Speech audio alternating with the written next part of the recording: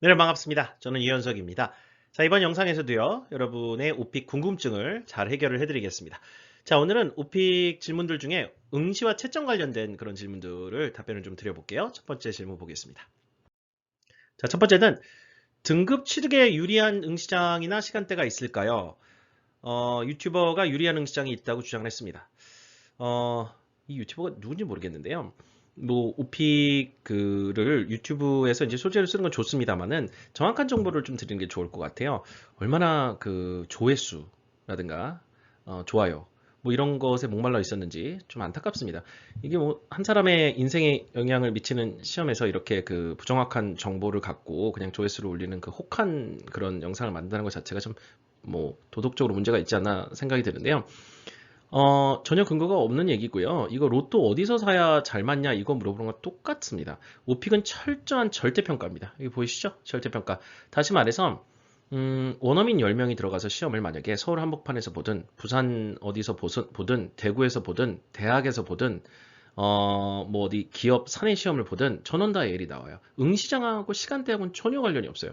주말에 뭐 봐가지고 근데 뭐 잘 보는 사람이 많아가지고 시험이 좀 덜 나온다. 뭐 예를 들어 그 서울 어디서 보면은 응시생이 좀 더 많았기 때문에 그 중에 한 사람으로도 이런 말이 좀 안 되는 얘기들입니다. 이게 상대평가가 아니기 때문에 같이 어느 응시장에서 시험을 어떻게 봤는지는 전혀 모르고 채점하는 블라인드 채점 방식이거든요. 그러니까 여러분이 시험을 어디서 봤는지 몰라요. 몇 시에 봤는지 모릅니다. 그런데 이게 어떻게 영향을 미쳐요? 채점과는 그 정보가 없어요. 블라인드 채점이 뭐예요? 안 보고 채점한다는 얘기거든요. 그러니까 여러분의 어떤 오픽 시험에 나온 질문하고요.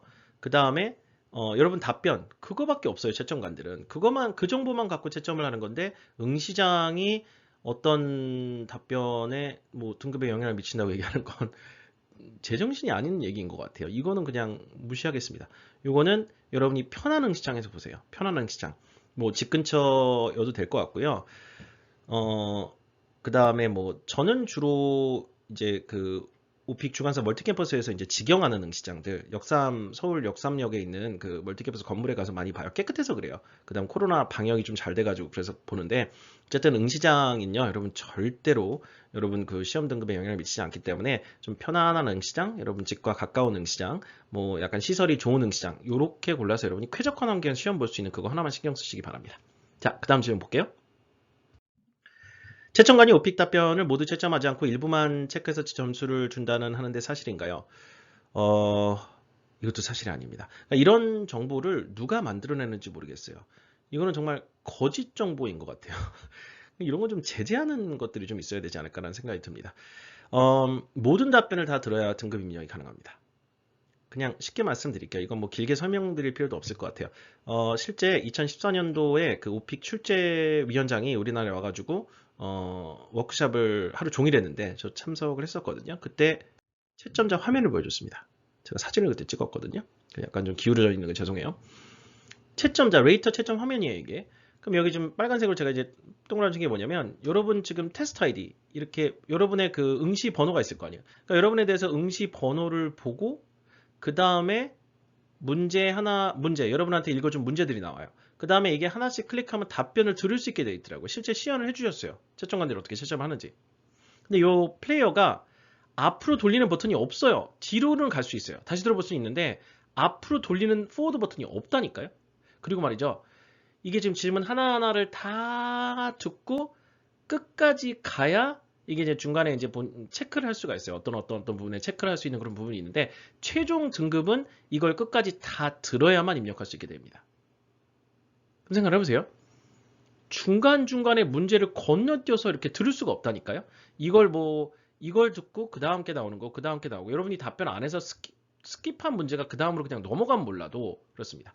여러분이 내는 78,100원의 응시료의 상당 부분이 채점자 채점 그 레이트로 나가요. 채점자 비용으로. 이 사람들이 이제 이 15개 문제든 12개 문제든 이 중에 한 6개만 들어보고 채점한다. 그건 있을 수 없는 일입니다. 예.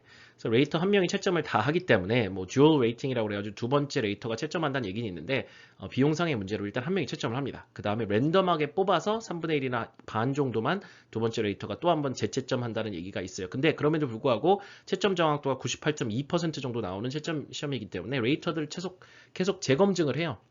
이 사람이 채점을 할 수 있는 사람인지 아닌지를 계속 검증을 다시 한다고 합니다. 그 우리 면허증 뭐예요? 갱신하듯이. 자, 어쨌든 간에 다시 한 번 말씀을 드리면요. 오픽에서 문제 몇 개만 듣고 채점을 해서 등급이 나온다라고 하는 것은 낭설입니다. 이런 것들이 왜 나오는지 한번 추측을 해보니까 어떤 사람이 이제 답변을 한 두세 개 안 했는데도 IH가 나왔거든요. 그러니까 야, 봐봐, 내가 답변 안 한 거, 안 들었던 것 같아. 내가 답변한 것만 들었나 봐. 이런 것들이 막 축적이 돼가지고 결국에는 이런 얘기가 나오고 그걸 한 유튜버가 픽업해서 왠지 진실인 것처럼 얘기해가지고 좀 거짓 정보가 또 나온 것 같다는 생각이 좀 듭니다. 대부분의 오픽 거짓 정보들은 유튜브에서 지금 나오는 것 같아요. 자, 어쨌든 간에 이것도 논란 종결이 됐길 바랍니다. 자, 그 다음 문제 질문이요. 오픽 등급 난이도가 2, 3년 전보다 올라갔다고 하는데 사실인가요? 유튜브가 오픽이 어려워졌다고 주장함. 이것도 참 안타깝네요. 오픽 난이도는요, 단 한 번도 바뀐 적이 없어요. 이런 말이 이제 왜 나오냐군요. 오픽 문제가 다 없어서 그래요. 오픽 질문 데이터베이스가 없기 때문에, 예를 들어 이제 자기가 예전에 비해서 갖고 있었던 질문들이 새로운 질문들을 막 보게 되는 거예요. 오픽을 강의하는 사람이든 크리에이터가. 그러니까, 이런 질문, 이런 질문, 이런 질문이 있어. 그러니까 계속 뭔가 새로운 문제를 보고 막 사회적 이슈에 대해서 물어보는 질문들이 원래 있었었거든요. 근데 그걸 새로운 문제 보니까 야, 이거 난이도가 점점 어려워지는데 전혀 난이도가 어려워지고 있지 않아요. 오픽 질문은요. 처음 시행됐던 2007년도 문제셋이나 지금 문제풀이나 똑같아요. 뭐가 달라졌냐면 저희 같은 사람들이 지난 15년 동안 문제 데이터를 축적을 해가지고 정확하게 문제 데이터베이스를 갖고 있는지 아닌지 그게 달라졌습니다.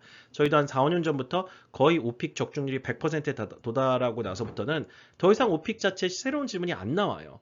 그러니까 그 얘기는 뭐냐면 오픽 자체가 난이도 뭐예요? 질문의 난이도가 되겠죠. 질문의 난이도가 전혀 변한 적이 없어요. 4, 5년 전부터 똑같은 질문이 똑같이 나옵니다. 예.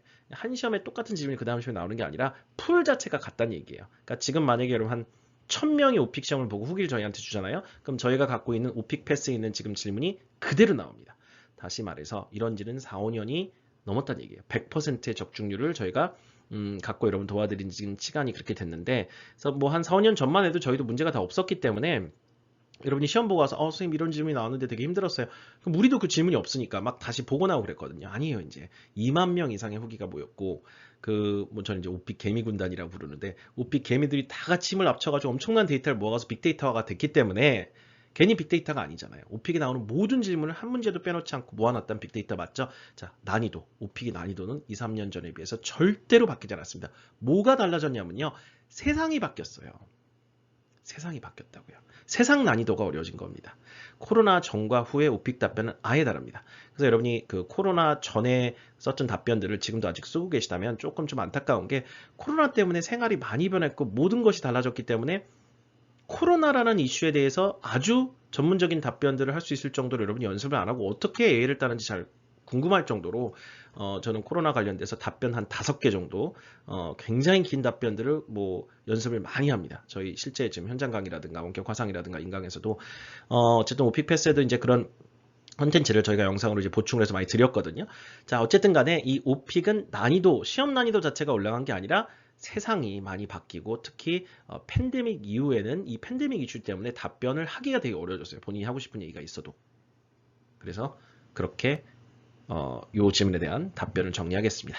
자, 이렇게 해서 오늘 영상은 마무리를 좀 할 텐데 여러분이 AL까지 가기 위해선 이런 정보들이 하나하나 모여서 좀 도움이 될 겁니다. 특히나 오픽을 준비할 때 좀 답답하게 그런 부분들이 있고 똑같은 등급이 계속 나오는 경우가 있기 때문에 자, 이런 것들 너무 사소한 이런 것들에 신경 쓰지 마시고 유튜브에서 하는 그런 낭설과 같은 이야기에 전혀 신경 쓰지 마시고 여러분 초지일관 답변